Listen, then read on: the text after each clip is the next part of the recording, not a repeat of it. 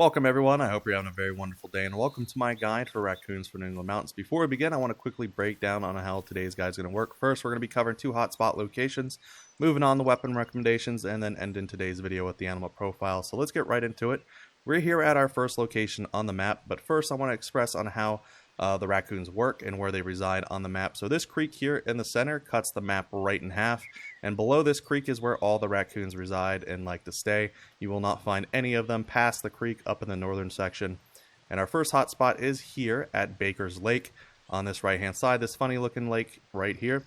And I have roughly about maybe 3 to 4 zones of raccoons. As we'll take a quick look, we have a few sitting off over here on that edge, and then if we look off to the right, we have a few more sitting over there.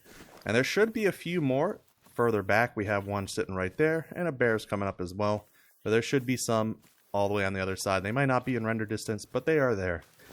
So that's pretty much the first hotspot. I would like to mention one other thing because we'll not be covering them today. This river stretch right here from this corner of the creek all the way down past this bridge up to this little point here is another hotspot for raccoons. If I did walk this whole river section, it would take too long for today's video.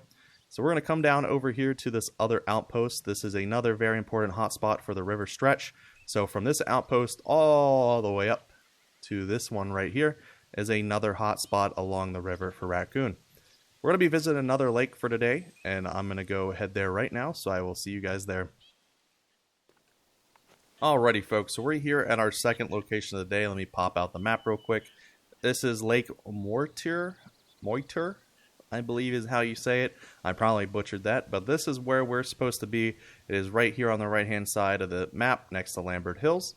But if we pull our binoculars out, we can see the holy mother load of raccoons sitting on the opposite bank. This is a pretty good hot spot for raccoon. And if also we look off to the left here, we have a few more raccoons. And for some reason, that one's a lot bigger than the rest, but we'll just pay him no mind. And there should be some more on the other side of the lake over there. We just can't see it because this little hill landmass is blocking it up.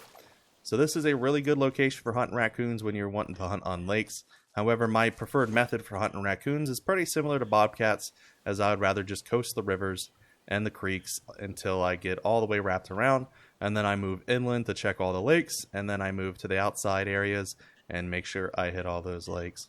So that pretty much covers it for hotspots. I will not do any raccoon hunting today just because I want to make today's video as short as possible for you guys. And yeah, that pretty much covers all the hotspots. So we're going to move on to some weapon recommendations. So I will see you guys at the outpost. And here we are, we're back at the cabin. We're going to be covering rifles, handguns, and shotguns today. I will not be covering bows because I'm not a bow expert and I will leave that to the professionals.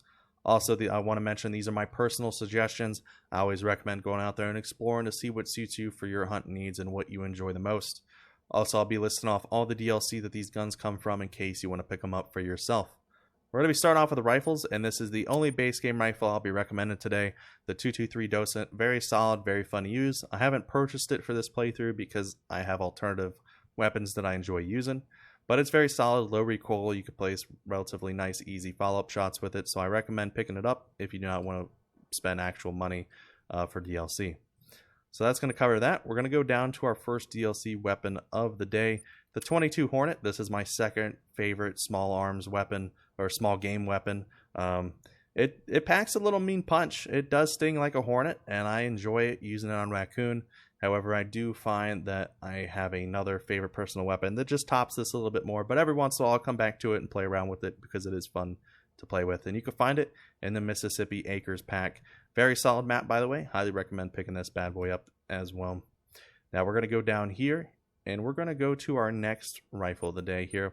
Now, the Cyclone 45 is an air rifle, and it's the only one in the game, and it's really fun and gimmicky to use. You can place basically pretty easy follow-up shots with it, absolutely barely any recoil. I will say the only downside to it is the reload. It's relatively long, but you got 7 rounds in there, so it shouldn't be too much of an issue. And also, if I recall, it does help with the hunt and pressure in your game, so it's very fun, very gimmicky, and it's just a blast to use. I recommend picking it up 100% if you want to do things stealthily, and you could find that bad boy in Weapon Pack 3. Further down, I do believe it is my Zagan 22250. This is my personal favorite #1 recommendation for hunting small animals, and this thing packs a mean punch, covering classes 2 through 4, and you can find this bad boy in Emerald Coast. And also I want to mention that the follow-up shots on this thing is also pretty solid, so I recommend picking this up out of all the rifles in today's video. And that concludes all the rifles I'll be covering, so we're going to move on to handguns. And I was kind of stumped for handguns because I didn't know what I want to recommend. Originally I was going to recommend the 10mm, but you can't really put a decent scope on it other than using the holographic.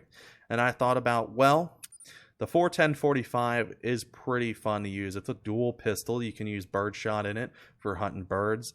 And also you got that 45 for taking out small game. And you can mount a pretty decent scope on it. So I found it to be probably the better alternative when it comes to hunting smaller animals with this thing.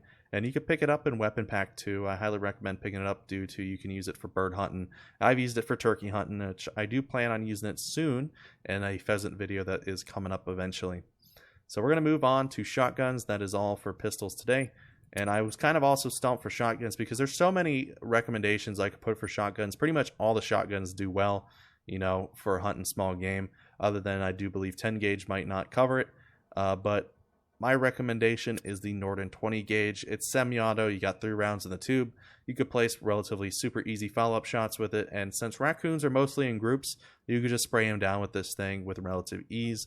And you can find this bad boy in the Duck and Cover Pack DLC. So that's all for weapon recommendations. We're going to move on to the animal profile. So I will see you guys there in a moment.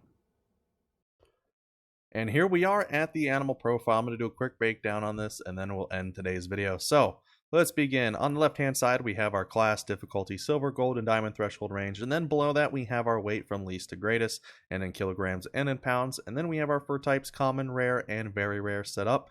And then in the center of the map here, all the other hotspots, all the other spots are marked in yellow, and hotspots are marked in red.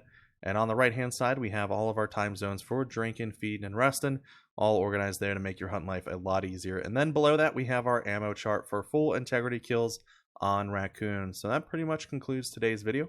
I hope you guys enjoyed. Hope you guys have a very wonderful day. Happy hunting, good luck, and I will see you in the next one.